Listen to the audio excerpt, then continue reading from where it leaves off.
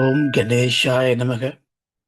ஓம் அகம் பதார்த்தாய சிவாய பரமாத்மனே நமக. யா மாயா மதுகைடப பிரமதினி யா மாகிஷோன்மூலினி யா தூம்ரேக்ஷண சண்டமுண்டமதினி யா ரக்த பீஜாசினி யா சா சும்ப நிசும்ப தர்பதலினி யா சித்த லக்ஷ்மீ பரா சாச்சண்டி நவகோடி மூர்த்தி சகிதா மாம் பாது விஸ்வேஸ்வரி. ஓம் ஸ்ரீ குருப்யோ நமக. சதாசிவசமாரம்பாம் சங்கராச்சாரிய மத்தியமாம் அஸ்மதாச்சாரிய பர்யந்தாம் வந்தே குரு பரம்பராம்.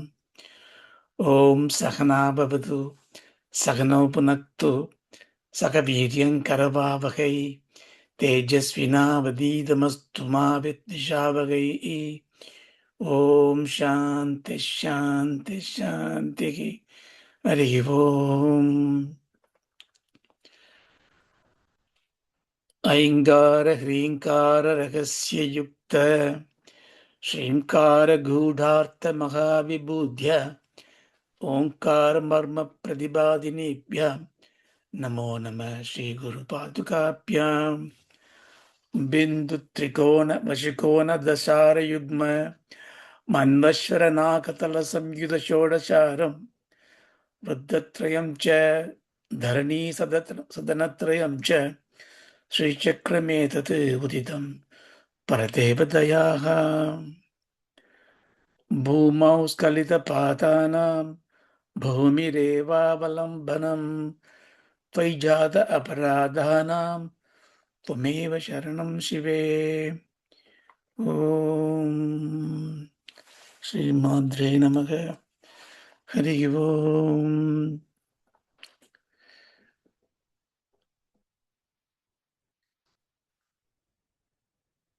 சதுர்பிः ஸ்ரீகண்டைः शिवयुवतिभिः पञ्चभिरवि प्रभिन्नाभिर्शम्भोर् नवभिरविमूलप्रकृतिभिः सदुश्चत्वारिंशत् वसुदलकलाश्रुत्रिवलय त्रिरेखाभीशार्थं तव चरणकोणा परिणताः.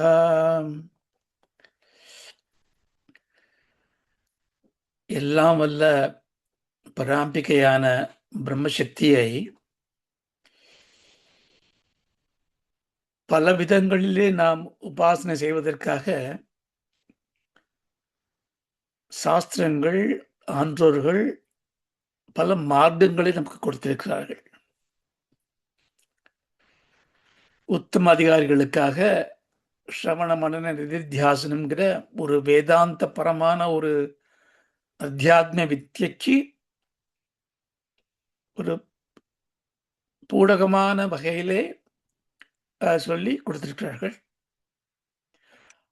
அதுக்கு சித்த சுத்தி திட புத்தி எல்லாம் வேணும் அப்படிங்கிற ஒரு காரணத்தினால அதை அடைவக்கூடிய சற்றே எளிய மார்க்கமாக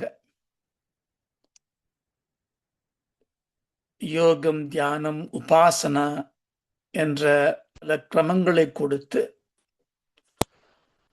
அதிலே மந்திர ரூபமாக, யந்திர ரூபமாக,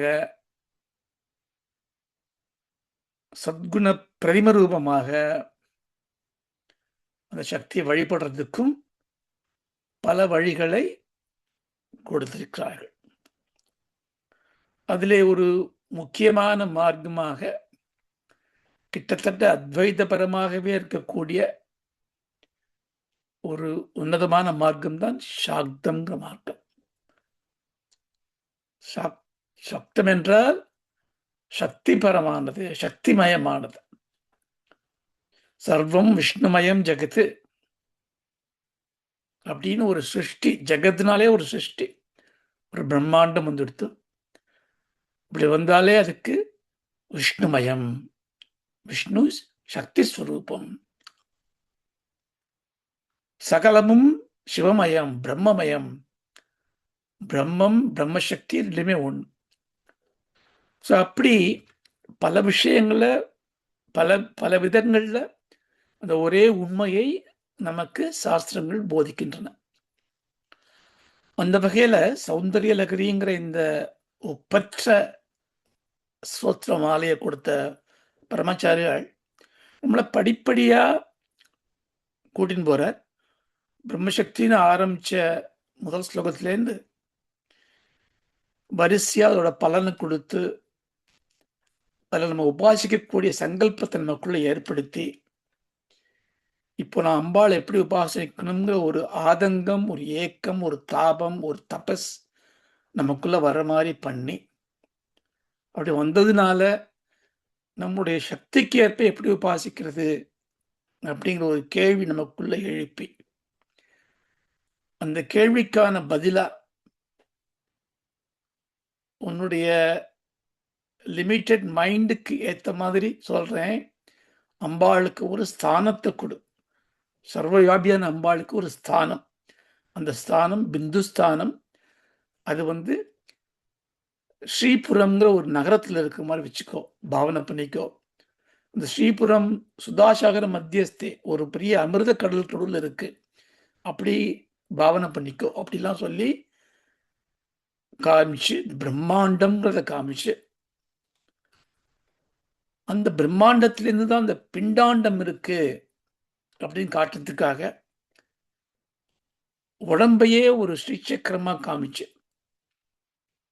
காமிக்கிறதுக்கு முன்னாடி அதில் இருக்கக்கூடிய சக்தியை வெளிப்படுத்துறதுக்காக அந்த 8, 9 ஸ்லோகங்கள்ல இந்த யந்திரமான இந்த உடல் சூல சூக்ஷ்ம காரண சரீரம் இருக்கே, இதுக்குள்ளேயே நமக்கு உயிர் தன்மையை கொடுக்கக்கூடிய சக்தியானது குண்டலினிங்கிற பாவத்துல மூலாதாரத்தில் இருக்கு. அதோட சின்ன வெளிப்பாடு தான் உன்னுடைய உயிர்ப்பு. அதனால்தான் உன்னுடைய எந்திருக்க முடிகிறது, படுக்க முடிகிறது, தூங்க முடிகிறது, படிக்க முடிகிறது, பேச முடிகிறது. அதோடைய வளமான எழுச்சி இந்த உலகத்தில் நீ செய்யக்கூடிய ஒவ்வொரு செயலுக்கும் ஒரு பிரகாசத்தை கொடுக்கும். அதனால அந்த அம்பாளுடைய எழுச்சியை மூலாதாரத்திலிருந்து எழுப்பி, மூலாதாரத்து மூன்றெழும் கனலை காலால் எழுப்பும் கனல் அறிவித்தேன் அவ்வையார் சொன்னாலே, அது மாதிரி அதை எழுப்பி, அதனால உனக்கு சகல சௌபாக்கியங்களையும் பெற்று இந்த உலகத்தில் இருந்துட்டு படிப்படியா அந்த சக்தியை சுவாதிஷ்டானம் மணிப்பூரகம் அப்படின்னு கிளப்பி சகசிரார்த்து கொண்டு வந்து சித்தி அடைஞ்சிக்கோ, முக்தி அடைஞ்சிக்கோ, அபயம் அடைஞ்சிக்கோ அப்படின்னு ஒரு பெரிய ஒரு தத்துவத்தை யந்திர தந்திர ரூபமா பகவான் விளக்கினார். அது நமக்கு பிரமிப்பா இருக்கு. ஏன்னா அது எப்படி பண்ண முடியும்? அதுக்கு நமக்கு குரு கடாட்சியம் வேணும், உபாசன மார்க்கம் வேணும், அதுக்கான ஸ்ரத்த சங்கல்பம் நமக்கு இல்லை. இன்னும் எளிமையாக சொல்ல முடியும் எனக்குன்னு கேட்கும்போது, சரி இப்போ உன்னோட உடம்பையே நீ ஸ்ரீசக்கரமா பாவிச்சுக்கோ. இந்த ஸ்ரீசக்கரம் என்னங்கிறது நான் சொல்றேன்னு சொல்லி இந்த 11வது ஸ்லோகத்துல சதுர்பிகி ஸ்ரீகண்டைகி சிவயுவதிபிகி பஞ்சபிரபிகி பிரபின்னாபிகி சம்போ நவபிரபிகி மூல பிரகிருதிபிகி சதுச்சத்வாரிகம் சத் வசுதல கலாதல திரிவலய திரிரேகாபி சார்த்தம். சார்த்தம்னா எல்லாம் சேர்ந்தது. என்னென்ன சேர்ந்திருக்கு? சதுர்பிகி ஸ்ரீகண்டைகி, சிவனுடைய சக்கரமாகிய 4 முக்கோணம். முக்கோணம் சொன்னாலும் சக்கரம் தான். சக்கரம் அப்படின்னு நம்ம சக்கரம்னா வட்டமாக நினச்சிட்டு இருக்கோம். சக்கரம்னா ஒரு யந்திரம். அது முக்கோணமாக இருக்கலாம், நேர்கோடாக இருக்கலாம், வளையமாக இருக்கலாம். இந்த சாக்த பரிபாஷையில இந்த 5 முக்கோணங்கள், அதுக்கு சக்தி சக்கரம்னு பேரு. 4 முக்கோணங்களுக்கு சிவச்சக்கரம்னு பேரு. இந்த 4ம் 5ம் சேர்ந்ததுன்னா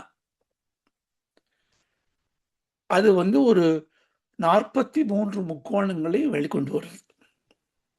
நீங்க இந்த படத்தை பாருங்கோ, நீங்களே கால்குலேட் பண்ணுங்கோ. இது ரொம்ப பூடகமானது. இதை நம்ம ஒரு மெக்கானிக்கலாக கால்குலேட் பண்ண முடியாது. ஏன்னா அதுக்குள்ளேயே தசசாகரம் 10 முக்கோணத்தை பாரு, 14 பாரு, 20 பாருன்னு நிறைய விஷயங்கள் இருக்கு. ஸோ இது ரகசியமானது.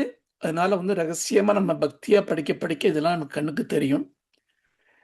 அப்படியான சிவசக்தி ஐக்கியமான இந்த 9 முக்கோணங்கள், சிவசக்கரம், சக்தி சக்கரம், அது இணையும் பொழுது பிந்து ரூபத்துல, சிவசக்தி ரூபத்துல மாதா பிதாவா அவ ஒன்னாகி அந்த ஐக்கியத்தினால சகல பிரம்மாண்டமும், அதனால சகல பிண்டாண்டமும், பிரம்மாண்டம்னா எல்லா உலகங்களும், பிண்டாண்டம்னா ஒரு ஒரு நம்முடைய ஒரு உடம்பும் சரீரமும் அதுல இருந்து உற்பத்தி ஆகுது.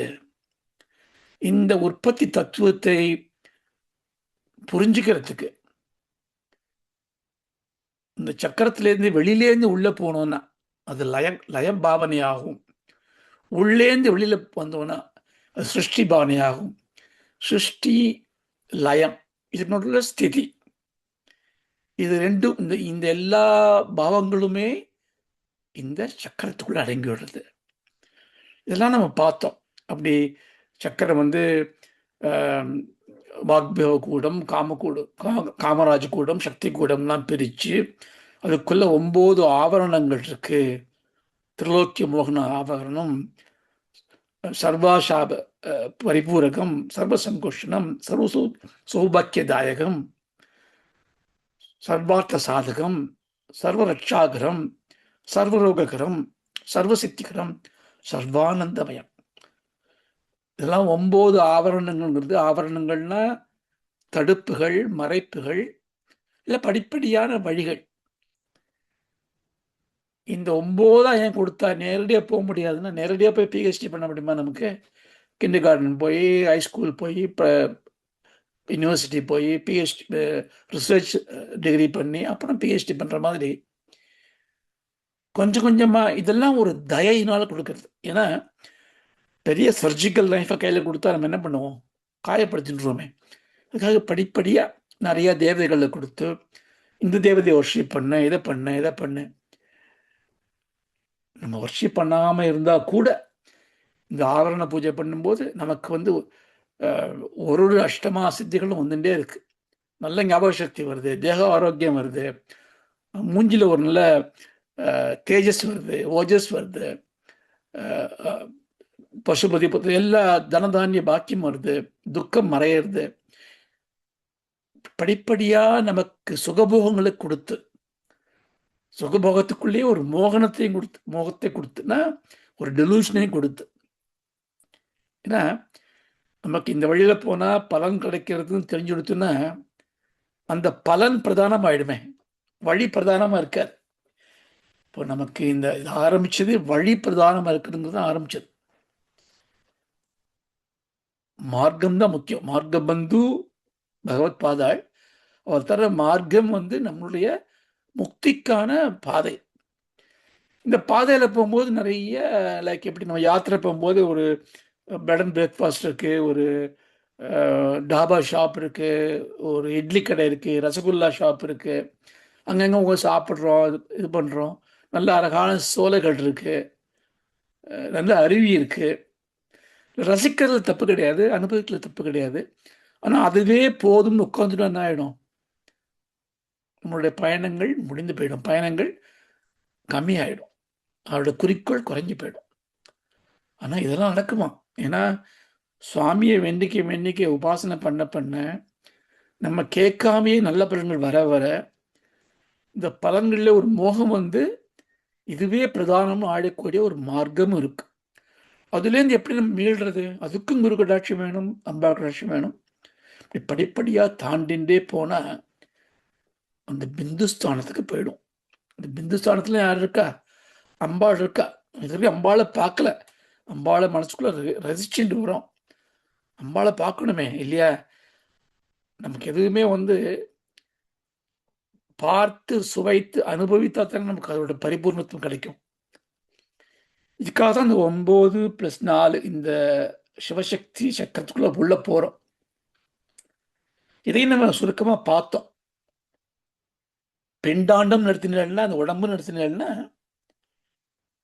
இந்த உடம்பானது உடம்பு மனசு இது சேர்ந்துதான் நம்மளுடைய சரீரம். இந்த சரீரம் எப்படி ஆயிருக்குன்னா, ஒரு தோல் இருக்கு, ரத்தம் இருக்கு, கொஞ்சம் மாம்சம் இருக்கு, மேதஸ்னா கொழுப்பு இருக்கு, எலும்பு இருக்கு. இதெல்லாம் ஒரு ஸ்தூல பாவத்தை கொடுக்கறது. அதுக்குள்ள சூக்ஷ்மம் கொண்டு போறதுக்கு ஒரு மஜ்ஜா, ஒரு ரசம் இருக்கு. சுக்லம் சுரோனிதம்னு இந்த அந்த அந்த விந்துக்கள் இருக்கு. அப்புறம் பிராணங்கிற ஒரு சக்தி இருக்கு. அதை தாண்டி ஜீவ பாவம்னு ஒரு பாவம் இருக்கு. இதெல்லாம் சேர்ந்தா தான் ஒரு குறையில்லாம சேர்ந்தா தான் ஒரு ஒரு மனிதரா பிறக்க முடியும், ஒரு உயிரா பிறக்க முடியும், ஒரு உடல் இருக்க முடியும். இதை ரெண்டா பிரிச்சிருக்கா. துவக் அஸ்ருக் மாம்சம் மேதஸ் அஸ்தி. இதெல்லாம் அந்த அஞ்சும் சேர்ந்தது சக்தி சக்கரம். மஜ்ஜா சுக்லம் பிராணன் ஜீவன், இந்த நாலும் சிவசக்கரம். இது ரெண்டும் சேர்ந்ததுன்னா இந்த எம்பாடிமெண்ட். இதாவது எதுக்கு சொல்றதுன்னா, இங்க நவசக்கரம் இருக்குன்னா அந்த நவசக்கரம் எனக்குள்ள எங்க இருக்கு அப்படிங்கிறதுக்கு ஒரு அடையாளத்துக்காக இது. அப்போ நம்முடைய தோல், சரீரம், மாம்சம், இந்த கொழுப்பு, மஜ்ஜ, எலும்பு, சுக்ல சுரோனிதம், இந்த பிராணன், ஜீவன் எல்லாமே சிவசக்தி மயம். அப்போ தேகோ தேவாலயங்கிறது எவ்வளவு பிரத்யட்சமா புரியாது நம்மளுக்கு. இதே இந்த இந்த அண்டம் தான், இந்த பிண்டம் தான் அண்டம், இந்த பிண்டாண்டம் தான் பிரம்மாண்டம். அப்படி பார்த்தோம்னா பஞ்சபூதங்களும் சக்தி சக்கரமாயிடுதான். இந்த இந்த ஆகாயம், காற்று, அக்னி, நெருப்பு, நீர், மண், இந்த பஞ்சபூதங்கள் இருக்கே, இந்த பஞ்சபூதங்களும் பஞ்ச முக்கோணங்கள், அதாவது சக்தி சக்கரம். இந்த பஞ்சபூதங்களை வச்சுண்டு பஞ்சீகரணம்ங்கிற ஒரு ஒரு ஒரு எலக்ட்ரோ கெமிக்கல் பயோகெமிக்கல் ரியாக்ஷனை பண்ணி உலகங்களை மாற்றக்கூடிய அந்த சக்தி யாருக்கு இருக்குன்னா மாயாக்கு இருக்கு. அந்த மாயாசக்தி, இந்த மாயாசக்தி மறைச்சும் கல்மிஷம் பண்ணியும் நம்மளை குழப்பறது இல்லையா, அதனால அது மாயாசக்தின்னு பேரு. அதுக்கு ஆதாரமான சுத்த வித்யா. இந்த சுத்த வித்யாவை கையில மறைச்சுட்டு இருக்கிற மகேஸ்வரன், அந்த அதை வச்சு அருள் பண்ற சதாசிவம். அப்போ மாயை, சுத்த வித்யா, மகேஸ்வரன், சதாசிவம், இந்த நாளும் சிவசக்கரம். பஞ்சபூதங்கள் சக்தி சக்கரம், இதனாலும் சிவசக்கரம். இப்ப ரெண்டும் சேர்ந்ததுன்னா எல்லா பிரபஞ்சங்களும் வந்துடுது.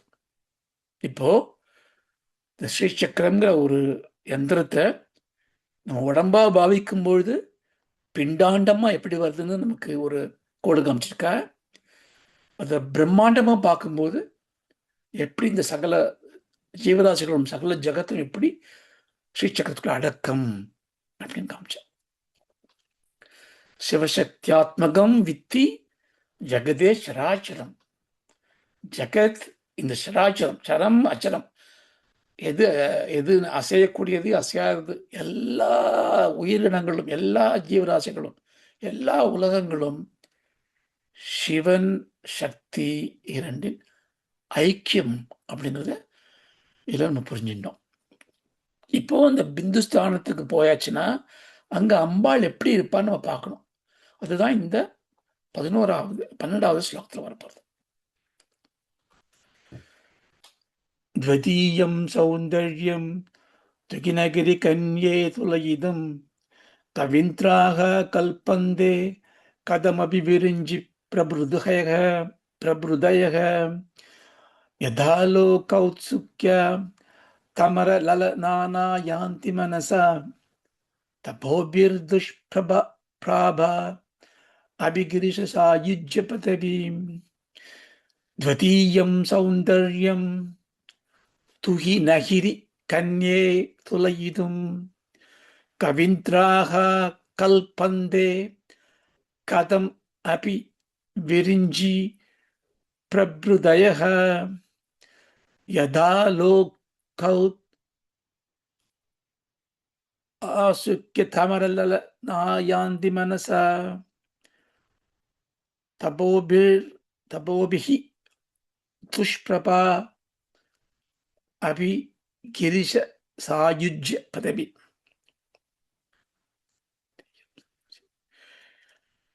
ஸ்வதீயம் சௌந்தர்யம். முதல்ல நம்ம வாக்கியார்த்தத்தை பார்க்கலாம். துஹி நகிரி கன்யே, துஹி நகிரி, துஹின கிரி, கிரின மலை, துஹினம், துஹினம்னா ஹிமம், பனி. துஹின கிரி கன்யே, ஹிமேகிரி தனையே, ஹிமாச்சல புத்ரி, அது பனிமலையின் இளவரசியே. பனிமலைங்கிறது அந்த ஹிமாச்சலம். இந்த பனிங்கிறது அந்த அந்த மறைக்கக்கூடிய சக்தி. ஆனால் ரொம்ப மறைச்ச மெல்லிதான மறைப்பு. அது இடர்படுத்தாத ஹிதமான ஒரு ரம்யமான ஒரு மறைப்பு. அதுக்குள்ள இருக்கக்கூடிய ரொம்ப உசந்ததான மலை. மலைனா என்ன? மலைங்கிறது நரீஷர், ப்ரொடெக்டர், பாதுகாக்கக்கூடியது, ஸ்திரம் கொடுக்கக்கூடியது மலை. அந்த மலை எப்படி மூடின்னு இருக்கான்? ஒரு அருமையான ஒரு மென்மையான ஒரு பனி. கண்ணுக்கு புரியல மலை, கண்ணுக்கு மலை தெரியல. ஆனா அது மலை இருக்குங்கிற ஒரு ஒரு ஒரு காந்தி அதுக்குள்ள இருக்கு, ஒரு சக்தி இருக்கு, ஆகர்ஷணம் இருக்கு. அதனால அந்த பனியை விளக்கிண்டு பார்க்கணும்னு நமக்கு தோன்றது இல்லையா? அப்படியான ஒரு சுத்த மாயா சக்தி தான் அம்பாள். துகின கிரி கன்யே, ஓ பனிமலை இளவரசியே. துவதீயம் சௌந்தர்யம், துவதீயம் உனது, உன்னுடைய சௌந்தர்யம். உன்னுடைய சௌந்தரியம்னா என்ன? சௌந்தரிய லகரி இந்த ஸ்லோகத்துக்கு பேரு. உன்னுடைய அமைதி தரக்கூடிய, சௌபாக்கியம் தரக்கூடிய ஒரு அழகு அப்படின்னு அர்த்தம். அழகுக்கு நிறைய வார்த்தைகள் இருக்கு அழகுக்கு. ஸோ இங்க வந்து சௌந்தரியங்கிற வார்த்தை பண்றது காரணம் என்ன? ஸ்ரீக, விபாக, கச்சா, பிரபா, கிருபா, சுபா, ரம்யதா, எத்தனையோ வார்த்தை இருக்கும்போது சௌபாக்கியம். இந்த சௌங்கிற சப்தம் வந்து சுந்தரம். சௌந்தரம்ங்கிறது சுந்தரம், சுந்தரம்ங்கிறது தாது, சுந்தரம்ங்கிறது கூட சூநகரம். சூங்கிறது தாது. சூனா ஆஸ்பீஷியஸ்னஸ், மங்களம். சுர, அசுர, அசுரன நாட் ஆஸ்பீஷியஸ், அசுர. சூனர, சூனரன்னா ரொம்ப மங்களமான ஒரு ஒரு எம்பாடிமெண்ட். அப்போ சுந்தரம்னா அது சௌந்தரம். அதாவது அந்த அழகை பார்த்தா, அழகு வந்து கிளர்ச்சியை தூண்டலாம், ஒரு ஒரு தாபத்தை தூண்டலாம், ஒரு ரஜோகுணத்தை தூண்டலாம். இன்னொரு விதமான அழகு வந்து அப்படியே நம்மளை அமைதிப்படுத்தலாம். ஒரு கைகூப்பி தொழக்கூடிய அளவுக்கு ஒரு புனிதமான ஒரு அழகு. அழகுக்கு வந்து டெஃபினேஷன் ரொம்ப கஷ்டம். அன்பு மாதிரி அழகு ரொம்ப கஷ்டமான. பியூட்டி இஸ் பிஹோல்டர்ஸ் ஐ சொல்லலை. உங்களுக்கு எது அழகாக தோன்றதோ அதான் அழகு உங்களுக்கு, இல்லையா? அப்படிப்பட்ட அழகு, உன்னுடைய அழகு இருக்கே அம்பாள், எப்படிப்பட்ட அழகா அது? துளையுதும் கல்பந்தே. துலனா துலாபாரம் சொல்றேன். துலாபாரம் எடை போடக்கூடியது. Tulana measuring, comparative measure. உன்னுடைய அழகானது கம்பேர் பண்ணி சொல்லலாம்னா, இப்போ நீங்க எதையுமே வர்ணிக்கணும்னு வச்சுங்களேன். நீ அங்கே காஃபி சாப்பிட்ருக்கலோ, ஓ தட் காஃபி அப்பா ரொம்ப நல்லா இருக்கும், இந்த காஃபி மாதிரி. You will say some other coffee. ஏன்னா நம்மளுடைய மனம் எப்படின்னா, நம்ம காமன் ரெஃபரன்ஸே இல்லை நம்மளுக்கு, இல்லையா? ஒருத்தருடைய அனுபவம் வேற. உங்களுக்கு எது திதிப்புங்கிறது, உங்களுடைய திதிப்பு எந்த லெவலில் எனக்கு எப்படி தெரியும்? ஆனால் நம்ம அதனால சுகர்னா திதிக்கிறது அப்படிங்கிற ஒரு ஒரு ஒரு பரிபாஷை வச்சுட்டு இருக்குமே. அதனால சுகர் சாப்பிட்டா திதிப்பு, அதில் வரக்கூடிய சுவை தான் திதிப்பு. ஆனால் உங்களுக்கு இந்த திதிப்பு எப்படி இருக்குன்னு எனக்கு தெரியாது. அதை பார்த்து அழகும், எது உங்கள் கண்ணுக்கு அழகாக படுறதோ தெரியாது நம்மளுக்கு. இருந்தாலும் ஒரு கம்பேரிசன் பண்ணுவோம். இது அந்த தாமரை மாதிரி அழகு, சந்திரன் மாதிரி முகம், ஏதாவது உன்னை காமிச்சு ஒரு உபமானம் சொல்லணும் இல்லையா? அதுதான் துல இதும். இது இந்த மாதிரி உபமானம் காட்டுறதுக்கு கடமபி எப்படி இல்லாமோ கஷ்டப்பட்டு கல்பந்தே, கல்பந்தேன கற்பனை பண்றாளாம். யாரு? விரிஞ்சி பிரபுதய. பிரபுதய means all those people. Who all? Virinchi, from the Virinchi. விரிஞ்சினா யாரு? பிரம்மதேவா. ஸோ பிரம்மதேவாலேந்து வரக்கூடிய அத்தனை பேரும் உன்னுடைய அழகை எப்படியாவது எடை போட்டு வர்ணிக்க வேண்டும் என்று எப்படியெல்லாமோ முயற்சி பண்ணி பார்க்குறா. கல்பந்தே, முயற்சி பண்ணி பார்க்குறா. அப்படி அப்படி நிறுத்தினாலும் என்ன அர்த்தம்? முயற்சி பண்ணி பார்த்து அதிலே தோற்கிறார்கள், தோற்றார்கள், முழுமையான வெற்றி காண முடியவில்லை. இது அவருடைய தோல்வியை சொல்றது உத்தேசம் இல்லை. உன்னுடைய அழகானது எடை போட்டு பார்க்க முடியாத, ஒப்பிட்டு பார்க்க முடியாத, மதிப்பிட முடியாத, உயர்ந்த, அறிய முடியாத அழகு. அப்படிப்பட்ட அழகை யத், அந்த அழகை என்ன பண்ணுவான்? ஆலோக ஔத்சுக்கியாத். யதாலோக ஔத்சுக்கியா. யத் யத் மீன்ஸ் தட், அந்த பேரழகை யதாலோக, யத் ஆலோக. ஆலோக மீன்ஸ், லோக மீன்ஸ் லோக், லுக்ங்கிற தாத்து. லுக்ங்கிற தாத்துக்கு என்ன மீனிங்? இங்கிலீஷ்ல லுக்னா என்னது? பார்க்கறது. ஸோ ஆலோக means to relish with your perception, to see and to enjoy, to have a darshanam of that. What do you want? Avsukyat. Avsukyat means, Tamil எப்படி சொல்லலாம்? ஆவல், பேராவல். சி, இச்சைன்னா ஒரு பிடிக்கிறது, எனக்கு பண்ணணும்ப்பா, ஆசையா இருக்குப்பா. ஆனா ஒரு ஈடுபாடு வந்துட்டுன்னு வச்சுக்கோ, ஒரு தீவிரமான இச்சை வந்துட்டுன்னு வச்சுக்கோ, அது மிகவும் தாபமாயிடும். ஐயோ பார்த்தே ஆகணும், எனக்கு அதை பார்க்காம தூங்க முடியல, கஷ்டமா இருக்கு. Nothing, mind does not go anywhere else. You have this thirst of knowledge. எப்படியா கண்டுபிடிச்சே ஆகணுங்கிற ஒரு பேராவல், நல்ல பேராசை. ஔத்சுக்கியா, ஆலோக ஔத்சுக்கியா. அம்பாளை எப்படியே பார்க்கணும், அந்த அழகை தரிசிக்கணுங்கிற ஒரு பேராசை, ஒரு தீவிரமான ஈடுபாடு யாருக்கு வந்துதான்? இதுதான் பியூட்டி இங்க. அமர லலனாக.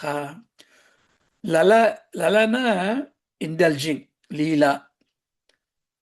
லலனா அப்படின்னா இன்டல்ஜ் பண்ணக்கூடிய பெண்.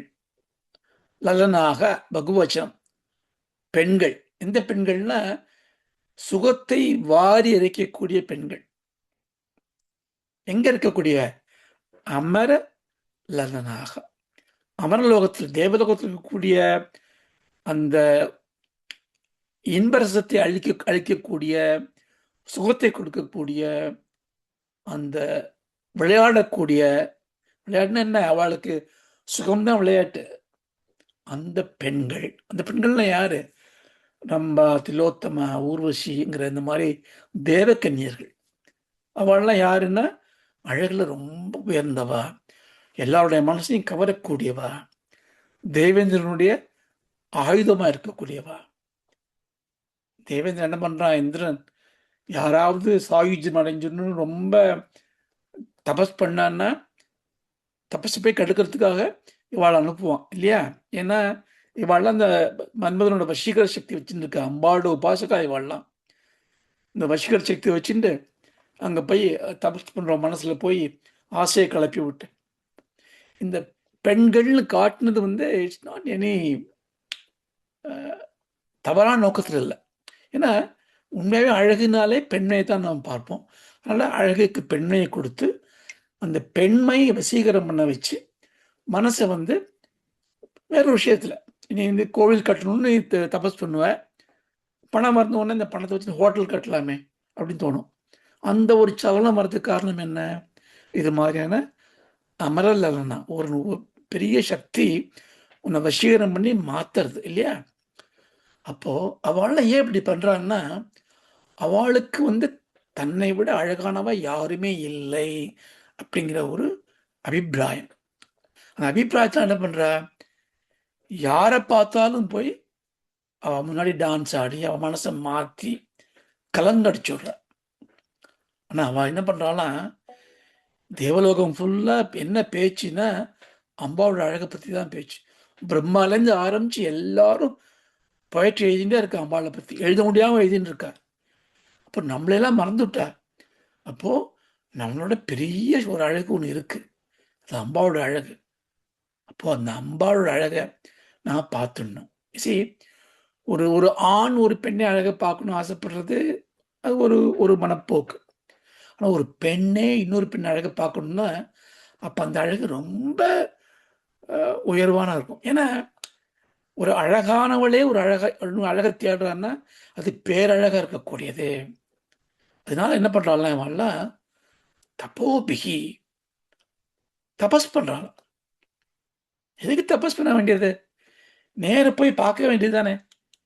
ஏன்னா அவளும் அந்த உலகத்திலே இருக்கா, தேவலோகத்துல இருக்கா. அவளுக்கோ பறந்து பறந்து போகக்கூடிய சக்தி இருக்கு. அம்பாளுக்கிடம் ஸ்ரீபுரம் சொல்லியாச்சு, நேரங்க போக வேண்டியது தானே. போக முடியல. ஏன்னா அந்த ஸ்ரீபுரத்துக்குள்ள போறது ஈஸியா என்ன? எத்தனை உபாசனை பண்ணணும், எத்தனை தபஸ் பண்ணணும். அப்படியே பண்ணி கொஞ்சம் கொஞ்சமா உள்ள போனா கூட எப்படி பகவத் பாதர் ஆரம்பிச்சிருக்கார், துகினகிரி கன்யே, நீ அந்த மெல்லிய பனியான திரை போர்த்திய மலையில் இருக்கக்கூடியவளே அப்படின்னா அவள் நெருங்கி பக்கத்துல போயிட்டா கூட, சாமீபியம் மறந்தா கூட, சாரூபியம் பண்ணா கூட, சாலோக்கியம் ஆனா கூட அம்பாளை பார்க்க முடியல, அம்பாளை அம்பாள் அறையில போய் சேர்க்க முடியல. அப்போ தபஸ் பண்றாளாம். ஏன்னா தபஸ் பண்ண ரொம்ப கஷ்டம். என்ன நினைக்கிறான்னா இவ, இந்த அம்பாளை பார்க்கறதுக்கு ஒரு வழி இருக்கு. இந்த அம்பாளை எப்பவுமே பார்த்துட்டு இருக்கிறது யாருன்னா அவளுடைய பதியான பரமேஸ்வரன். அதனால பரமேஸ்வரனை போய் நம்ம பார்த்துடலாம். பரமேஸ்வரனுக்குள்ள போயிட்டு அவளோட கண் வழியா இவளை பார்த்துடலாம். எப்படி ஒரு ட்ரிக் பாருங்க. என்னாலதான் நான் பார்க்க முடியலன்னு சொல்றேன். நான் நேர போய் பரமேஸ்வரன் போயிடுறேன், அவருடைய கண் வழியா நான் பார்க்கிறேன். அப்போ அம்பாள் அவளோட முழுமையான தரிசனம் கிடைச்சுதானே ஆகணும். அப்படின்னு நினைச்சுட்டு பரமேஸ்வரனுக்குள்ள எப்படி உள்ள போறது? அப்ப சிவசாயுஜ்யம் வேணும். அப்படின்னா சிவன் நோக்கி தபஸ் பண்றாளாம். பாருங்க, இதுல வந்து என்னப்பா அது, பிரம்மமும் சக்தியும் வேற இல்ல. சக்தியை பார்க்கறதுக்காக சிவத்தியானம் பண்ணிட்டு இருக்க இவ. பண்ணி அந்த தியானம் பண்ணி துஷ்பிராபாம் அப்படி, துஷ்பிராபாம்னா பிரவൃத்தி ரொம்ப கஷ்டம். சிவனை அடையிறது ஈஸியா என்ன? ரொம்ப கஷ்டமானது. அப்படி கஷ்டமா இருந்தா கூட அவ என்ன பண்றாளா, கிரீச சாயுஜ்ய பதவி மனசா யாந்தி த்ரூ த மைண்ட். அவ என்ன பண்றா, மனசு மூலம் அந்த சிவனோட சாயுஜ்யம், சாயுஜ்யம்னா யுஜ்யம்னா ஒன்னாருது, தாதாத்மியம், ஐடென்டிட்டி, சிவனோட சேர்ந்துடலாம் அப்படிங்கிற ஒரு மனசுல உறுதி வச்சுட்டு அது மாதிரி பண்றா அப்படிங்கிறது இந்த ஸ்லோகத்தோட வாச்சியார்த்தம். இதுல நமக்கு என்ன முக்கியமான விஷயங்கள் இதுல வந்திருக்கு அப்படின்னா, பனிமலை பார்த்தோம். அந்த ஒரு ஷிலாபுத்ரின்னு அம்பாளுக்கு பேர். பார்வதி. கேனோபனிஷன்ல என்ன வருதுன்னா ஹைமவதி அப்படிங்கிற அம்பாள் வர. அம்பாள் ஹைமவதினா சம்டைம்ஸ் இதெல்லாம் ரொம்ப இம்பார்ட்டன். உபநிஷத்துல எப்படி அந்த பிரயோகம் வந்திருக்கிறது வந்து பெரிய தத்துவார்த்தம் இருக்காது. அதில் ஹைமவதியா வந்து, அதாவது இந்த தேவர்களுக்கு வந்து பிரம்மம் மேல நம்பிக்கை இல்லாத போது ஒரு சின்ன ஒரு ராட்சசனை அனுப்பி அவருடைய கொட்டத்தை அடக்கின அம்பாளுக்கு அக்னி வாயு எல்லாம் வந்து பிரம்மசக்தியை புரிஞ்சுட்ட. தன் தேவேந்திரன் வரான். தேவேந்திரன் வந்தப்புறம் அந்த ராட்சசன் மறந்துட்டு அந்த இடத்துல வந்து அம்பாள் அழகான ஒரு யுவதியா வர, ஹைமவதி அப்படின்னு. ஹைமவதினா ஹிமவான் புத்ரி வந்து பிரம்மத்தை உபதேசிக்கிறார். அப்படின்னா கேனோபனிஷத்துல என்ன சொல்றதுன்னா, அம்பாள் தான் பிரம்மஜான ஸ்வரூபிணி. அம்பாள் தான் பிரம்மத்துக்கு குடும்ப, வேற வழியே கிடையாது. சிவசாயுஜ்யம் அடையணும்னா, முக்தி அடையணும்னா எந்த வழியில போனாலும், வேதாந்த பரமானாலும் சரி, உபாசன பரமானாலும் சரி, ஞான குருவா வரக்கூடியவ யாருன்னா அம்பாள் தான். தட்சிணாமூர்த்தி இருக்காருன்னா தட்சிணாமூர்த்தியோட சைலன்ஸ் எலக்வன்ஸ், அந்த மௌன மொழி அம்பாள். அந்த யவன பிரகாசம் தட்சிணாமூர்த்தி அம்பாள். ஏன்னா அம்பாள்னு பிரம்மசக்தி தானே. அதனால சக்தி உபாசகர்களுக்கும் இந்த தத்துவஞான விற்பி ஆட்டோமேட்டிக்கா வரும்னு சொல்றதுக்கான ஒரு பிரமாணம் இப்படி இருக்குன்னு நினைக்கிறேன் நான். ரெண்டாவது என்ன பார்த்தோம்னா, இல்லை வந்து ஆதிக்கவி பிரம்மான்னு வந்தது இல்லை. பிரம்மா தான் வந்து கவி அப்படின்னா, பிரம்மா பண்ணது உலகம் இல்லையா? உலகங்கிறது ஒரு ஒரு மெட்டீரியல் காஸ் தானே பண்ணியிருக்காரு அவர். உலகத்தை படைச்சிருக்காரு அவர். அது என்ன ஒரு கவிதையா அப்படின்னா, நிச்சயமா கவிதை தான். நமக்கு நம்மளுடைய ப்ராப்ளமே உலகத்தை நம்ம கவிதையா பார்க்காது தான். ஒன்று கவிதையா பார்க்க ஆரம்பிச்சோம்னா, எதுவுமே கவிதையா இருந்ததுன்னா அதில் ஒரு அழகு இருக்கும், அதுக்குள்ள ஒரு தாத்பரிய சூச்சகம் இருக்கும், ஒரு ஒரு ரகசியம் இருக்கும். ரகசியம் வந்து ரகசியத்தை தெரிஞ்சுக்கணும்னு நமக்குள்ள ஒரு ஆசை வரும். அதனால அதை அதை நோண்டி பார்க்கணும், அதை பிரித்து பார்க்கணுங்கிற ஒரு ஒரு சங்கல்பம் வரும். அப்போ ஒவ்வொரு என்கேஜ்மெண்ட் இந்த உலகத்தில் வந்து ஒரு பெரிய ஒரு இன்ட்ரெஸ்டிங் ஆகிடும். அதான் கவிதையின் சிறப்பு. அதனால உலகமே ஒரு கவிதை, வேதமே ஒரு கவிதை.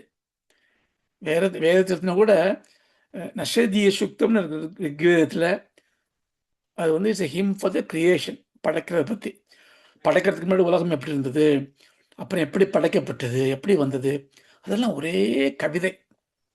புருஷ சூக்தம் எடுத்துங்கோ, படைச்சது எப்படி படைச்சது, எப்படி ஆர்டர் பண்ணுது, சகசீஷா புருஷக சகஸ்டாட்டா சகஸ்டபாத் அப்படியே வந்துட்டு இருக்கு எல்லாமே ஒரு ஒரு ஆர்டர்.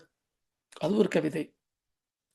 ஹிரண்ய கர்ப்ப சுக்தம் எப்படி நடக்கிறது, இந்த ரக்ஷணம் பண்றது எப்படி, லயம் பண்றது எப்படி, போயட்ரி. அப்போ வேத சப்தங்கிறது வந்து சப்த பிராசம் இருக்கிறதுல, பிராசம்னா கவித்துவம், அர்த்த பிராசம் இருக்கு. அர்த்த பிராசம் சப்த பிராசம் வந்து அதுதானே கவிதை. அப்போ வேதங்கள் தானே கவிதை. இப்போ வேதங்களுக்கெல்லாம் தொகுத்து கொடுத்து பண்ணது யாரு? உலகத்துல இங்க இவர் சொல்றோம், வியாச சொல்றோம், அவருக்கும் கொடுத்தது பரபிரம்மமான பிரம்மா.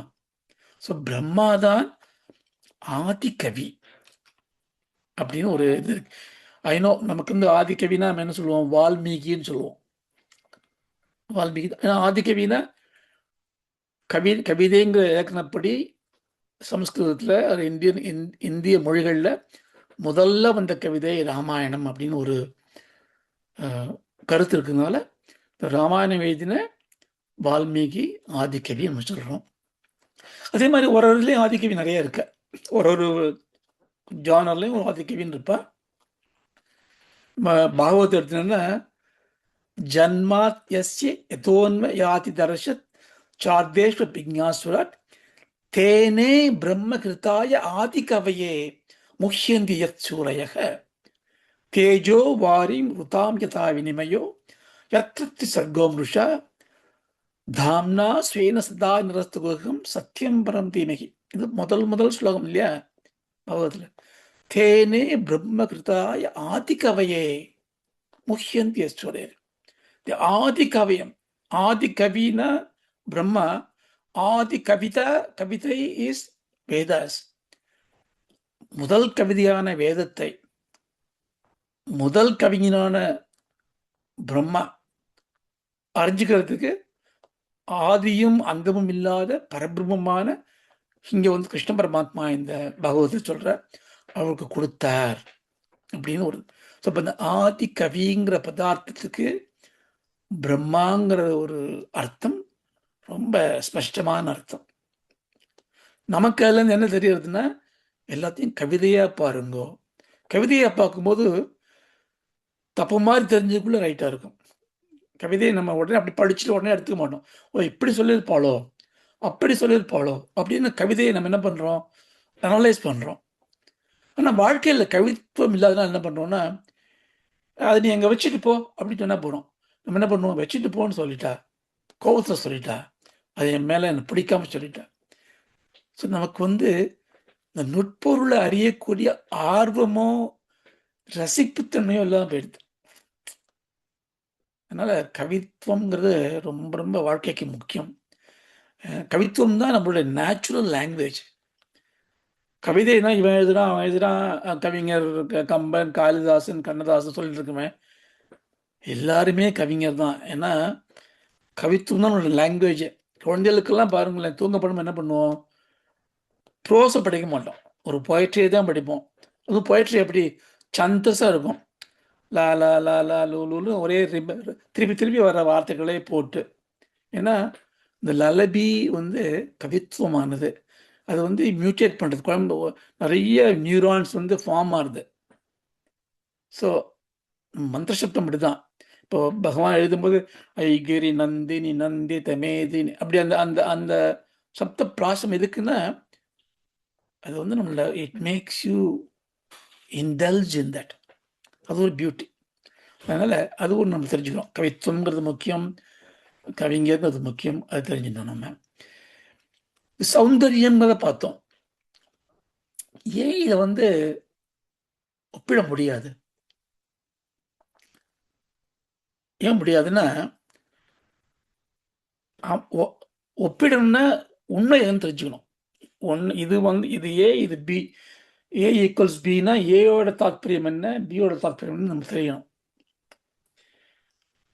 தேவி மகாத்மியத்தில் க்ளீம் ஹி தேவ்யா மூல பீஜம் சச்சிதானந்த ஸ்வரூபிணி. அம்பாள் வந்து சச்சிதானந்த ஸ்வரூபிணியா இருக்க அம்பாள். க்ளீம் ஹி தேவ்யா மூலம், மூல பீஜம். அம்பாள் வந்து மூல பீஜத்தில் இருக்கா, க்ளீம்ல சவுண்ட்ல இருக்கா. இது வந்து ஒரு ஷார்ட்கட். எப்படின்னு ஆல் பர்வேசிவ் பவர் வந்து இன்ஃபினிட்டி அப்படி சொல்லிடுறோம் இல்லையோ, பரிபூர்ணம் இப்படி சொல்லிவிட்டுங்க, முடிஞ்சு போச்சு, சொல்ல முடியாது, சொல்லியாச்சு. அது மாதிரி அம்பாவுடைய ஒப்பற்ற அழகை சொல்லணுமா, நான் சொல்றேன், அது க்ளீன். நமக்கு என்ன புரியுது? ஆனா அந்த க்ளீம்ங்கிற மூல பீஜம்தான் அம்பாவுடைய அழகு. அப்போ அந்த க்ளீம்ங்கிற மூல பீஜத்தை நம்ம பாராயணம் பண்ண பண்ண பண்ண நம்ம அனுபவிக்க வேண்டிய அம்பாவுடைய அழகு நமக்கு பிரட்சித்தமா வரும். அதை நான் சொல்லித்தர முடியாது, ஏன்னா சொல்ல முடியாத அழகு அம்பாவுடைய அழகு. காந்திர் நாம மகாதேவியாக ஸ்வரூபம் இது கீர்த்தித்தம். இது தேவி பாகவத்தியம். காந்தி, காந்தினா அந்த ஒப்பற்ற தேஜஸ், அழகு. அது எது அப்படின்னா, அந்த அம்பாவுடைய பாவமே மகாதேவியாய ஸ்வரூபம். அப்ப எங்கெல்லாம் ஒரு பிரகாசமான ஒளி இருக்கும், இதுல நிறைய தாத்பரியம் இருக்கு. பிரகாசமான ஒளின்னா கண்ணுக்கு நேரம் பளிச்சுன்னு தெரிய வெளிச்சம் மட்டும் இல்லை, எதெல்லாம் மனசுக்கு பிரகாசம் கொடுக்கறதோ. ஒரு துக்கம் வரும்போது ஒரு ஒரு சுகம் வந்து நம்மளை பிரகாசப்படுத்துறது, துயரப்படும் போது ஒரு ஆறுதல் வந்து நம்மளை பிரகாசப்படுத்துறது. எங்கெல்லாம் பிரகாசம்னா துர்பாக்கிய நிவாரணம், துக்க நிவாரணம், சாந்தி, அது காந்தி, அது அம்பாளுடைய சொரூபம்.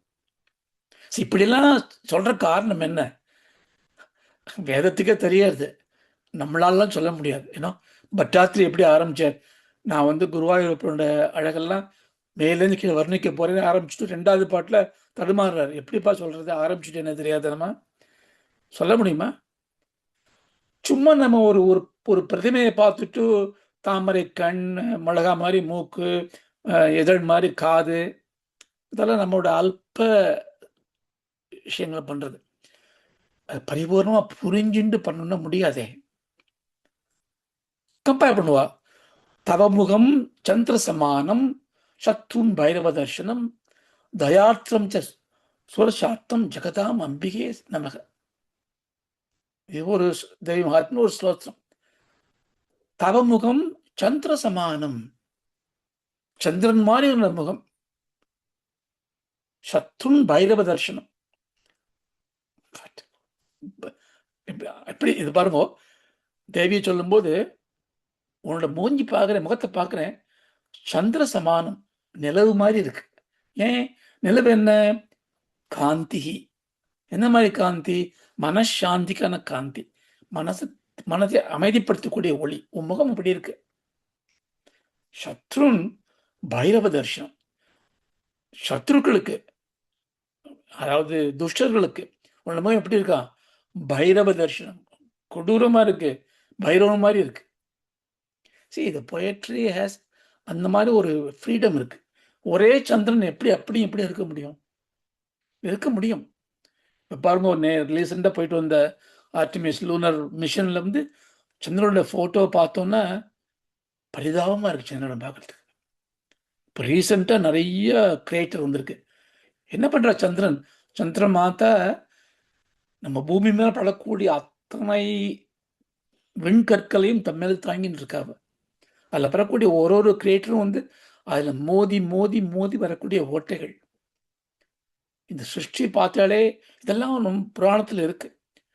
இந்த பூமிங்கிற கல் பிரிஞ்சு வரும்போது அந்த கல்லேருந்து ஒரு சின்ன கல் பிரிஞ்சு அது மேல மோதி மோதி மோதி மோதி மோதி 2 கல் மோதி மோதி மோதி ஒரு பொசிஷன் வந்த அப்புறம் அது மோதாம நிற்க ஆரம்பிச்சிருச்சு.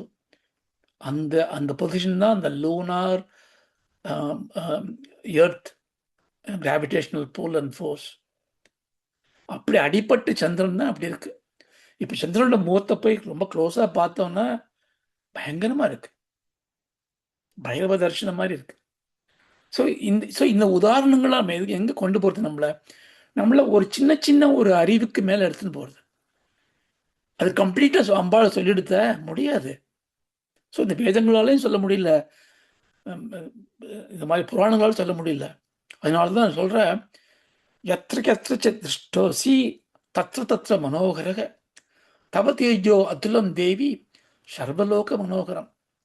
உன்னை எப்படி பார்த்தாலும், அப்படி சந்திரன் அப்படி பார்க்கும்போது ஒரே கிரேட்டரா இருக்கேன்னு பார்த்தா கூட அதை பார்த்துட்டு இருக்கணும் போல இருக்கு. ஏன்னா அதுல ஒரு தாத்பரியம் மறைஞ்சுன்னு இருக்கு, அதுல ஒரு கவித்துவம் மறைஞ்சுன்னு இருக்கு. இப்ப அழகு அழகு இல்லைங்கிறது போய் ஆச்சரியம், அறிவு, அன்புன்னு ஆயிடுறது. அதுதான் கவித்துவத்தோட ரகசியம். இப்படிலாம் ப்ரே பண்ணிட்டு நான் இப்படிதான் உன்னோட அழகை பார்க்கறது. நதே ரூபம் ந சாகாரம் நாயுதம் ச நாமச்ச சிந்தியமே சிந்தியந்தே ஹிருதிமத்தோ அகம் இதீதவ ஹிருதீதே அம்பிகே. ஏ அம்பாள், நான் எப்படிமா உன்னை பார்க்கறது? உன்னோட ஃபார்மை என்னோட எண்ணங்கள்ல என்னால் பதிக்க முடியல.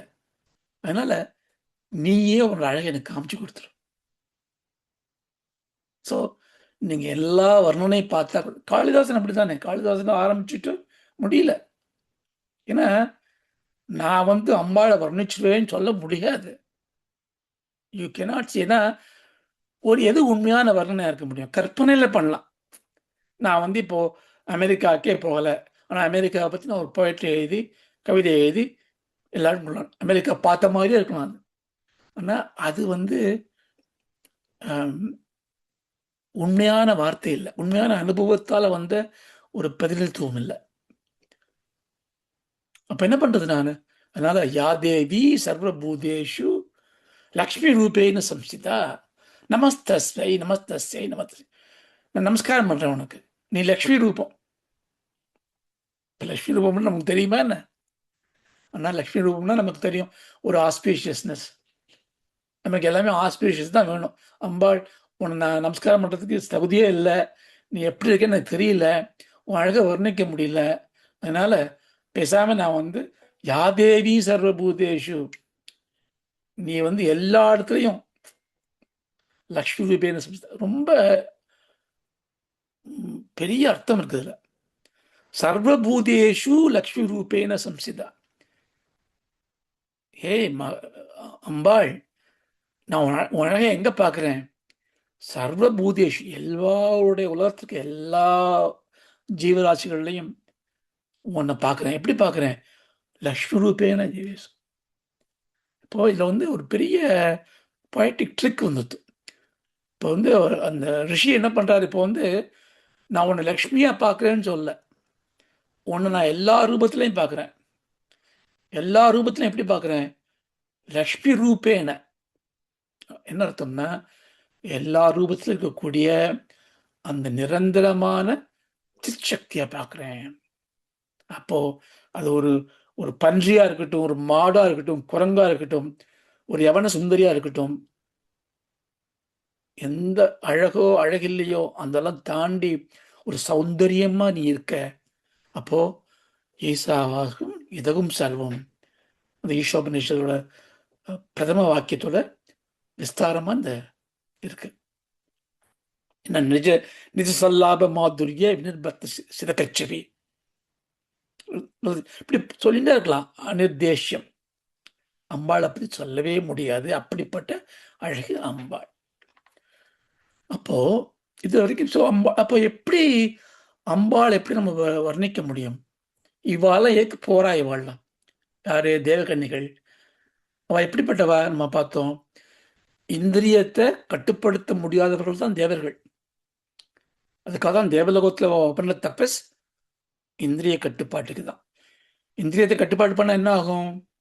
இந்திரிய நிர்கிரகம் பண்ணால் மனம் ஏகாகிரமாச்சுன்னா பிரம்மஜானத்தில் ஈடுபாடு வந்துடும்.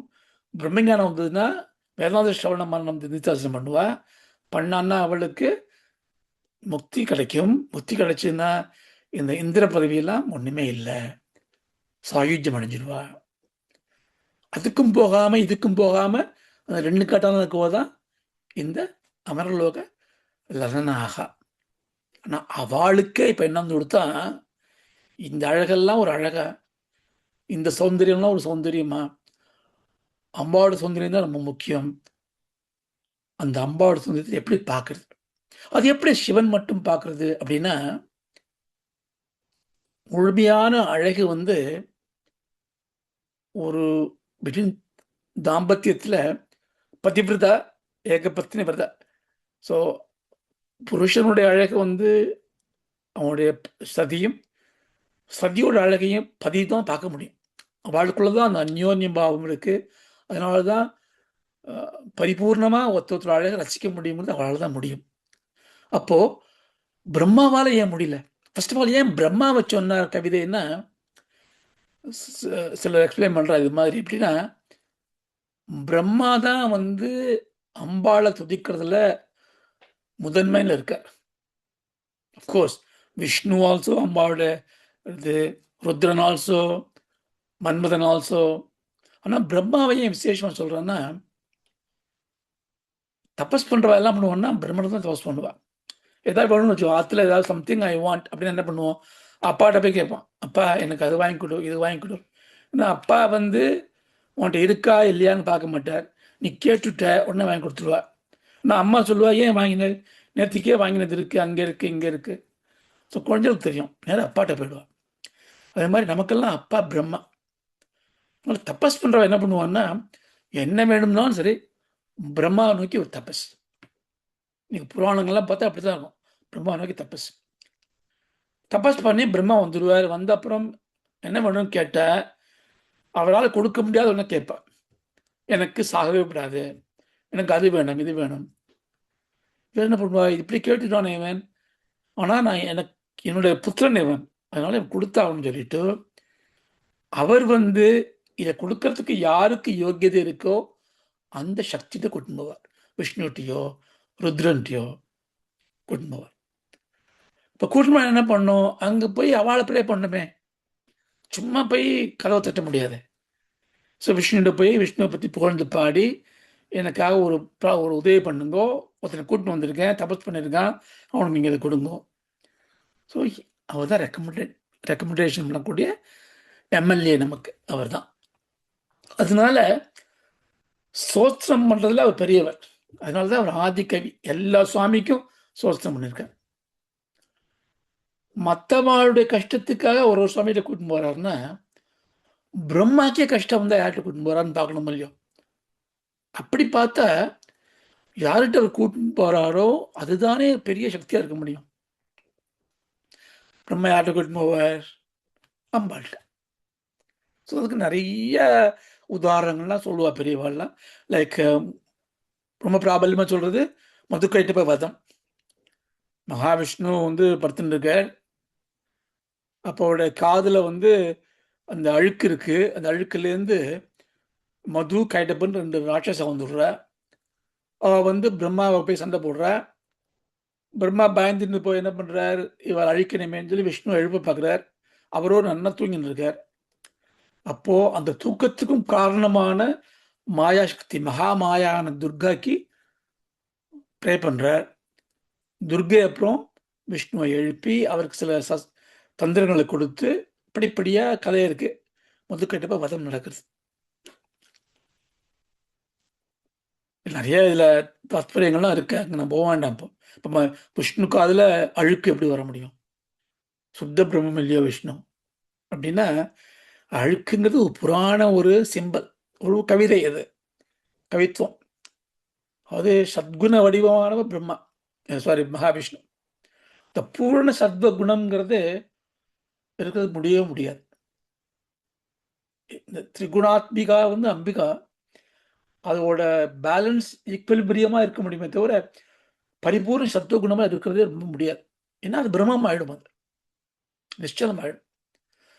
அந்த அப்படி தூங்குறதுக்கு தமோ குணம் இல்லையோ, தமோ குணம் கருப்பு இல்லையோ, சத்துவம் ஒயிட் இல்லையோ. மகாவிஷ்ணு கருப்பா கருநீலம் கருப்பா தமோ குணம் மாதிரி தூங்கிட்டு இருக்காருன்னு அர்த்தம். இப்போ சத்துவகுண ஏகாதிபத்தியம் வரும்போது இந்த ரஜஸ் அண்ட் தமோ ஃபைட் பண்ணுறதான், எனக்கு ஈக்குவல் ஸ்டேட்டஸ் கொடுன்னு. அவரோ சாட்சி ரூபம் படுத்துட்டு இருக்கார். அப்போ அந்த வெளிப்படுற ரஜஸ் தமஸ் அந்த குணங்கள் ரெண்டும் அவருக்கு ஒரு சேலஞ்சாக இருக்கு. ஏன்னா அவர் ரஷனம் பண்ணக்கூடியவர், ரஷனம் பண்ணால் எல்லாத்தையும் காப்பாற்றணும், எங்கிருந்து ஆக்ட் பண்ணணும். படுத்துட்டு இருந்தால் எப்படி, அப்புறம் எழுப்ப வைக்கணுமே. அப்போது இந்த ரஜஸ் தமஸ் குணங்கள் என்ன பண்ணுறது, உலகத்தில் மது அண்ட் கைடப்பா அப்படிங்கிற ராட்சசனை வந்து முதல்ல என்ன எடுத்துடும், அறிவை திருடும். கெட்டவா வந்து பொருளை திருடக்கூடியவன் வந்து திருடன், சாதாரண திருடன். போலீஸில் போட்டு பிடிச்சி அவனை பொருளை கொடுத்தா திருட மாட்டாங்க. புத்தியை திருடுறான் பாருங்க, விபரீத ஞானத்தை கொடுத்து பேட் பாலிடிக்ஸ் பண்ணி நம்மளை திருட வச்சு நம்மளோட பொய் பண்ண வச்சு அவன் பெரிய திருடன். அது மாதிரி மதுக்கைட்டப்பன் வேதத்தை திருடுறான். திருடினோடனே பிரம்மாவுக்கு என்ன பண்ணுறதுன்னு தெரியல, மகாவிஷ்ணுவால் அவள் 2 பேரையும் ஜெயிக்க முடியல. அப்போ அம்பாள் வந்து மகாவிஷ்ணுக்கு தந்திரத்தை கொடுத்து டெலூட் பண்ணி மோகம் பண்ணி மதுக்கைட்டப்பனே ஒரு தப்பான வரத்தை கேட்டு அப்படி ஒரு கதை போகும். சொல்ல வரேன். ஸோ ஆதிகவி ஆன பிரம்மா, அதனால தான் அப்படி சொல்லியிருக்கு ஆதிகவி. அப்போ நம்மளால செய்ய முடியும். அப்போ பிரம்மாவால் ஏன் அவ்வளோ பெரிய கவிஞர், வேதத்தையே கொடுத்தவருக்கு அம்பாளை வர்ணிக்க முடியாதான்னா, அம்பாள் யார் பிரம்மாவுக்கு, மகாவிஷ்ணுக்கு, ருத்ரனுக்கு, தேவேந்திராளுக்கு, ரம்பா உருஷி மேனகாவுக்கு, அத்தனை முனிஸ்டேஷனுக்கு, அசுராளுக்கு, நம்மளுக்கு, எல்லா ஜீவராசிக்கும் அம்பாள் யாரு, ஜெகன் மாதா.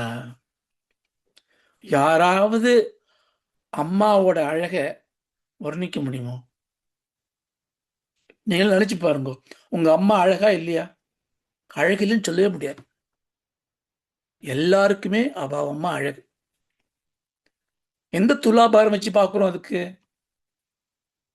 அவ வந்து அஹ், உம், உலக அழகி போட்டியில் அம்மா ஜெயிக்க முடியுமா? அப்படியே பார்க்குறோம் நம்ம. ஏன்னா நம்மளுடைய அழகோட டெஃபினேஷன் மாறிடுறது அங்க அம்மாள்கிட்ட. அம்மாவோட அன்புதான் அழகு நமக்கு.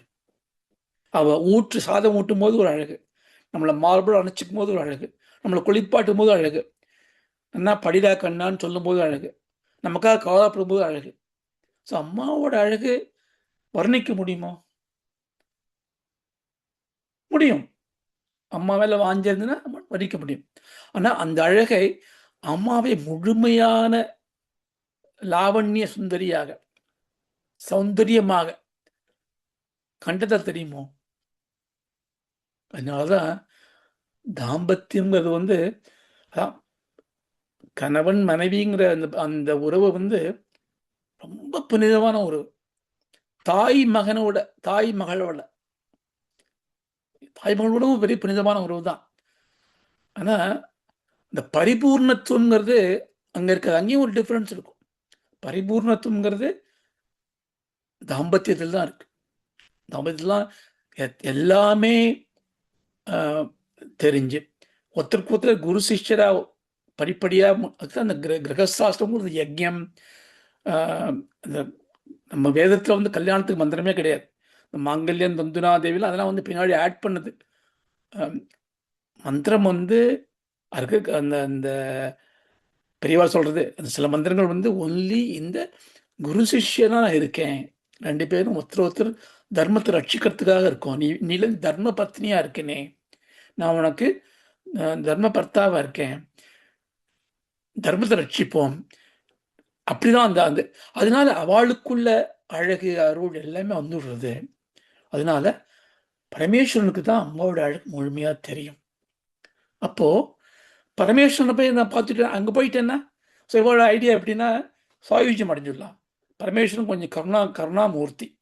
அவருக்கான உபாசனையை பண்ணி அவரையே நினைச்சுட்டு இருந்தோம்னா நம்ம சாயுஜ்ய பதவியை கொடுத்துருவார். அம்பாள் மகாவிஷ்ணு மாதிரி ரொம்ப கஷ்டப்படுத்துவா, நம்ம ரொம்ப சோதிப்பா. பரமேஸ்வரனுக்கு இதெல்லாம் சோதிக்கவே தெரியாது. அவருக்கு மகா அப்பாவி அவர். ஆனால் அவர் மூலமாக போயிடலான்னு சொல்லிட்டு பரமேஸ்வரன் பிரார்த்தனை பண்ணி பரமேஸ்வரன் ஆயிட்டோம்னா அம்பாளை முழுமையாக பார்க்க முடியுமே, அந்த அழகை ரசிக்க முடியுமே அப்படின்னு இவளோட ஐடியா. ஆனால் முடிஞ்சதோ அது முடியுமோ அது துஷ்பிரபாவம். இறைவனை சாயுஜ்யம் அடைய முடியும். அது முடியாதுன்னு சொன்னா வேதமே பொய்யாடும். சிவனோட ஒன்றக்கூடிய சக்தி நமக்கு கிடைக்கும், முக்திக்கு அடைய முடியும். ஆனா முக்தி அடைஞ்ச அப்புறம் நான் தான் திலோத்தமே வச்சுக்கோ, திலோத்தமையா நான் சிவனோட போய் சேர்ந்துட்டேன். இப்போ திலோத்தமையா நான் அம்பாளை பார்க்க முடியுமோ? முடியாதே. ஏன் முடியாது? சிவன் அடைஞ்சா என்ன அர்த்தம்? அபேத புத்தி எனக்கு வந்துடுத்து, பேதம் போயிடுத்து, பேதாந்தம் டிஃபரன்சஸ் போயிடுத்து, ஜீவபாவம் இல்லை, நான் திலோத்தமை இல்லை, அந்த நானே இல்லை. இப்போ சிவோகம் சிவோகம் சிவோகம், ஐ ஆம் சிவம். அப்போ யார் அம்பாளை பார்க்கிறா முழுமையா? பரமேஸ்வரன். ஸோ அதனால இது அப்பிராப்தி, நம்மளால முழுமையாக பார்க்கவே முடியாது. அப்போ நம்ம எப்படி அம்பாளை வர்ணிக்கணும்? அம்பாளை அம்மாவா வர்ணிக்கணும். அம்மாவை அப்போ எப்படி வேணா வர்ணிக்கலாம். அவ ஊற்று அழகு, எனக்கு எனக்கு என்ன எனக்கு கஷ்டப்படுத்தின அழகு, என்னோட வேலையை பறிச்ச அழகு, எனக்கு வியாதியை கொடுத்த அழகு, அது கூட அழகு தானே. ஸோ எல்லாத்தையுமே நீ அப்படி அழகா பார்க்கக்கூடிய உரிமை நமக்கு இருக்கு. அதுதான் இந்த பாட்டோட முக்கியமான விஷயம். அப்போ எப்படி பகவத் பாதாள் மட்டும் வர்ணிக்க முடியும் இல்லையா? இந்த 41 பாடல்கள் பரமேஸ்வரனே சொன்னது ஒரு தாத்பரியம் இருக்கு. கோர்ஸ் நம்ம பகவத் பாதம் நடிச்சுக்கிறோம், பரமேஸ்வரன் இருக்கு. அப்ப பின்னாடி வரக்கூடிய 42லேருந்து 100 வரைக்கும் அம்பாவோட வர்ணனையா இருக்கு. அது பகவத் பாதம் பண்ணியிருக்காளே, அப்போ அது எப்படி அப்படின்னா ஒரே ஒரு அர்த்தம் தான் உண்டு. பகவத்பாதாள் சாக்ஷாத் பரமேஸ்வரன். அதனாலதான் அவரால்தான் கேசாதி பாத வர்ணையோ பாதாதி கேச வர்ணையோ பண்ணக்கூடிய யோக்கியதா இருக்கு, தகுதி இருக்கு. அதனாலதான் நம்ம மாதிரி அல்பாத்மாக்கள் எவ்வளவுதான் கவித்துவம் இருந்தா கூட நான் அம்பாவுடைய வர்ணனை பண்றேன்னு பண்ண முடியாது, பண்ணக்கூடாது. அப்படி பண்ணினா கூட அதை வந்து எப்படி பண்ணணும்னா அம்மாவை வர்ணிக்கிற மாதிரி. ஒரு 2-3 கிளாஸ் முன்னாடி யாரோ கேட்டாங்க, எப்படி அம்பாவுடைய ஸ்தூல வர்ணனைலாம் எப்படி நம்ம விளக்குறது அப்படின்னு. மாத்ருபாவம் வேணும் நம்மளுக்கு. இந்த ஸ்லோகத்தோட அர்த்தத்தை பார்க்கும்போது அவருடைய பெருத்த தனங்கள் இருக்கு, சிறுத்த இடை இருக்குன்னு பார்க்கும்போது அம்பாளை பார்க்கணும். ஏன்னா சௌபாக்கியவதி, சௌந்தரிய லகரி, அவள் கொடுக்கக்கூடிய அழகின் பலன் அமைதி அப்படின்னு நம்ம எடுத்துக்கணும். அதனால இப்போ தமிழ்ல அது இனியவளே பனியரசன் தனையலுன் எழிலுக்கு இணையிலது ஓமை எனவே முனியும் அயன் கவிகளென முயலுவரும் வழியழிய முனைந்துணை கண்டு உயரவே கலியுமெழல் சுரரும் உள்ள கன்னியரும் அன்னல் சிவ கடல் கலந்துணர வேண்டி புனிதமுக அரிய சிவ புகழென்ற தவக்கோலம் புனந்துயர் நிலை பெறவே. துவதீயம் சௌந்தர்யம் துகினகிரி கன்யே துளையிதும் கவிந்திரா கல்பந்தே கதமபி விரிஞ்சி பிரபுதயக யதாலோ கௌசுக்யா தமரலலனான யாந்தி மனசா தபோபிர் துஷ்பிராப அபிகிரிஷா யுஜ்ஜபதவீம். ஓம் சதோ மா சத்கமய असतो मा सद्गमय தமசோ மா ஜோதிர்கமய तमसो मा ज्योतिर्गमय மிருத்யோர்மா அமிர்தம் கமய मृत्योर्मा अमृतं गमय। गमय। ஓம் சாந்தி சாந்தி சாந்தி. ॐ शान्ति शान्ति शान्तिः। ஸ்ரீ குருப்யோ நமः. ஹரி ஓம். ॐ श्री गुरुभ्यो नमः हरिः हरि ओम तत्सत्। Thank you. Thank you very much. Thank you, Mama.